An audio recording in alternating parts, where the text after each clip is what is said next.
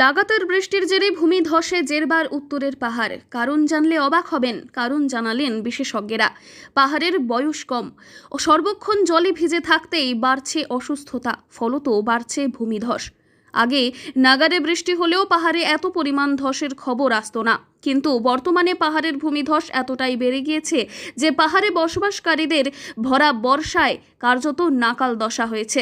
এর অন্যতম কারণ হিসেবে বিশেষজ্ঞরা জানাচ্ছেন পাহাড়ের বয়স কম। মূলত হিমালয় একটি ভঙ্গিল পর্বত, যার প্রত্যেকটি ভাঁজে আজও বিরাজমান তারুণ্য।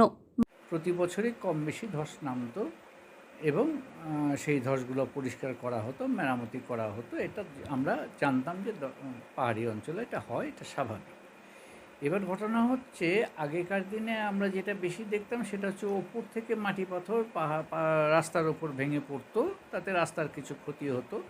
সেটা আবার ধসটা সরিয়ে পরিষ্কার করে দিয়ে বা পাহাড়ের গাটা বাঁধিয়ে দিলেই আবার গাড়ি চলাচল বা রাস্তাটা খুলে যেত, স্বাভাবিক হয়ে যেত। কিন্তু এবার যেটা বেশি লক্ষ্য করা যাচ্ছে সেটা হচ্ছে রাস্তাটা নিচের দিকে ধসে যাচ্ছে, বসে যাচ্ছে, ভেঙে যাচ্ছে। রাস্তাটার অস্তিত্বই আর থাকছে না। ওপর থেকে পড়ার থেকে রাস্তাটাই শুধু নিচে নেমে যাচ্ছে। এর কারণ হিসেবে একটা অন্যতম কারণ, মানব সভ্যতার অগ্রগতির স্বার্থে এই হিমালয়ের উচ্চ শিখর থেকে সৃষ্টি বরফ গলা জলের স্রোত আটকে জলস্তরকে অতি উচ্চতায় আটকে রেখে বিদ্যুৎ তৈরি হচ্ছে বিভিন্ন স্থানে। আর এই কারণেই প্রায় সারা বছর জলে ভিজে থেকে অসুস্থ হচ্ছে তরুণ ভাঁজ পর্বত হিমালয়। এ বিষয়ে ভূবিশেষজ্ঞদের অভিমত, তিস্তার মতো পাহাড়ি নদীর জল বিদ্যুৎ তৈরি করার জন্যে তিস্তার স্বাভাবিক খাত থেকে অনেকটাই বেশি উচ্চতায় জল ধরে রাখতে হচ্ছে, যে কারণে ক্যাপিলারি অ্যাকশনে তরুণ ভাঁজ পর্বত জলে ভিজে নরম থাকছে সারা বছর। অতিবৃষ্টিতে সেই নরম পাহাড় ভেঙে বিপত্তি ঘটাচ্ছে নিত্যদিন।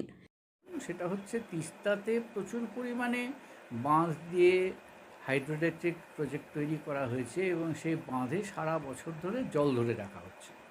ফলত আগে যে উচ্চতা দিয়ে তিস্তার জল প্রবাহিত হতো তিস্তার খাতে, এখন তার থেকে অনেক বেশি উচ্চতায় জল ধরে রাখা হচ্ছে সারা বছর ধরে।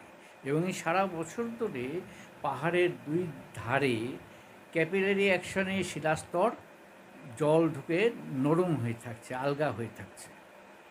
আর বর্ষাকালে যখন অতিরিক্ত বৃষ্টি হচ্ছে তখন এদিকে বন ধ্বংসের একটা ব্যাপার রয়েছে। এসব নির্মাণ কার্যের জন্য বন ধ্বংস হয়েছে। পাহাড়ের শিলাস্তরের ধরে রাখার যে বনের যে ক্ষমতা ছিল সেটা নেই। ফলত এখন এই রাস্তাটার তলাটা আলগা হয়ে গিয়ে সমস্ত রাস্তা শুদ্ধ নিচে বসে যাচ্ছে।